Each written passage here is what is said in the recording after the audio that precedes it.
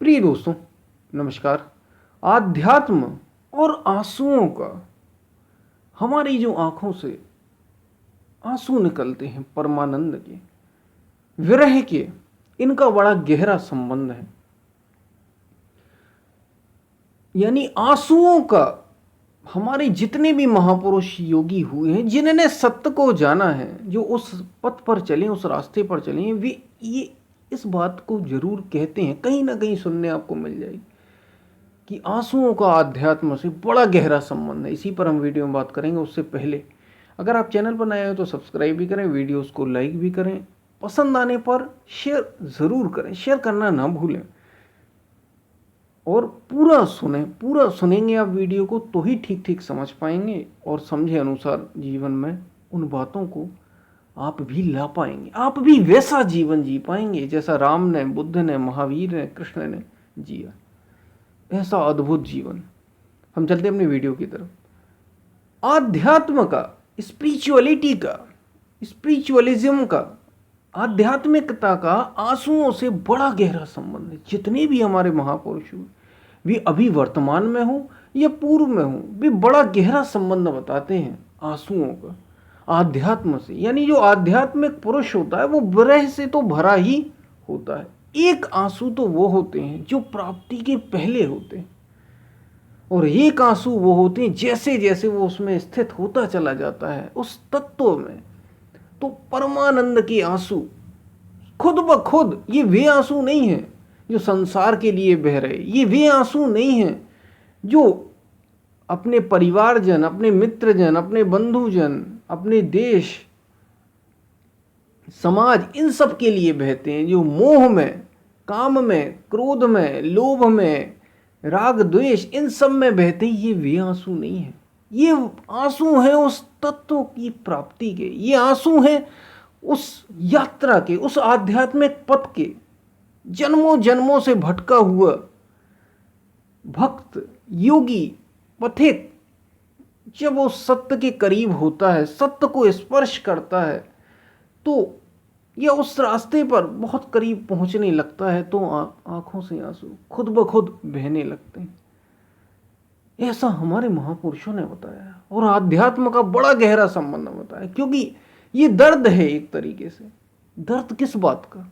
आध्यात्म तो बड़े सुख की बात है, आनंद है, सुख है, लेकिन जो जन्मों जन्मों से हम व्यर्थ भटकते रहे, पुनरपि जननम पुनरपि मरणम पुनरपि जननी जठरे शयनम, ये जो जन्मों जन्मों से हम भटकते रहे, बार बार एक ही क्रम में, एक ही चक्कर में, और भूले रहे। हम ढूंढते तो उसी तत्व को रहे, उसी परम को रहे, लेकिन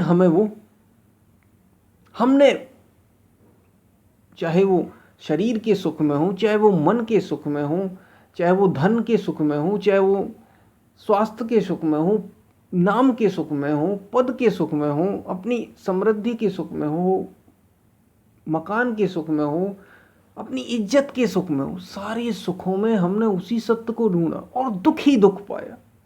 उस दुख के ये आंसू है कि आखिर वो सत्य हमें मिल गया। ये बहते ही हैं।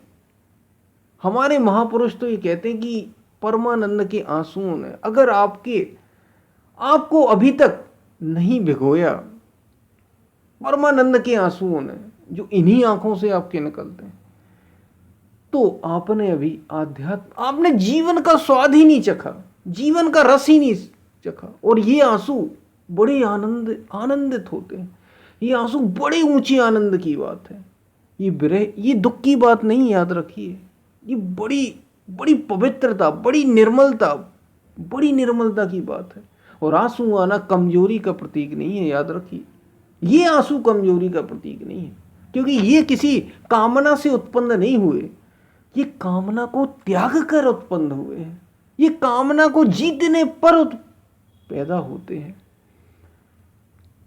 इच्छाओं को जीत लेने पर, उस परम से, उस अस्तित्व से एकाकार होने पर, जो सारी सृष्टि को जन्म देने वाला, सारी सृष्टि को पालने वाला और सारी सृष्टि का संहार करने वाला है, तो उन सब में ये जो सारी सृष्टि का उन सब का जो प्रदाता है, एक तरीके से वो निर्लेप है, वो इन सब से अलग है, इन सब से परे है, उससे एकाकार होने का ये अद्भुत आनंद है, अद्भुत आनंद है। तो आध्यात्म में अगर आंसू आपके नहीं आते, अगर वो विरह पैदा नहीं हुआ है, तो आध्यात्मिक तो आप नहीं कहे जा सकते, आप पंडित कहे जा सकते हैं। आप शब्दों, पंडित का मतलब यहाँ दूसरा है, याद रखिए, क्योंकि लोग अर्थ का अनर्थ करते हैं। तो आपको पंडित कहने का मतलब यहाँ ये है कि जो जिसने पोथी पढ़ पढ़ जग हुआ, पंडित भया न कोय, संत कबीर कह रहे हैं। 2.5 अक्षर प्रेम का पढ़े सो पंडित हो। ये प्रेम की बात है अध्यात्म, इसलिए इसमें आंसू आते ही, ये आनंद के आंसू हैं, ये परमानंद के आंसू हैं, ये उसकी प्राप्ति के आंसू, जिसे हम भूले थे, अपने को शरीर और मन माने बैठे जो है, उससे परे जब आप स्पर्श करते हैं किसी सत्ता को, तो वैसे ही जीव कृतकृत्य हो जाता है, ये समझिए, कृतार्थ हो जाता है, आनंदित हो जाता है, भर जाता है आनंद से।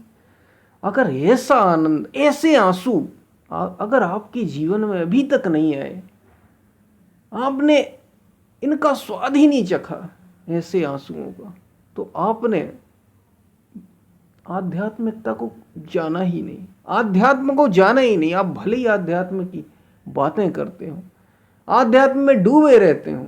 हमारे महापुरुषों ने कहा, वे रामकृष्ण परमहंस हो, बुद्ध हो, महावीर हो, राम हो, कृष्ण हो, आज के जितने भी महापुरुष हो, मीराबाई हो, रैदास हो, सूरदास हो, सभी उसके वियोग में, किसके वियोग में? वियोग उस परमात्मा का, और मिलन उस परमात्मा से योग में होता ही ये है।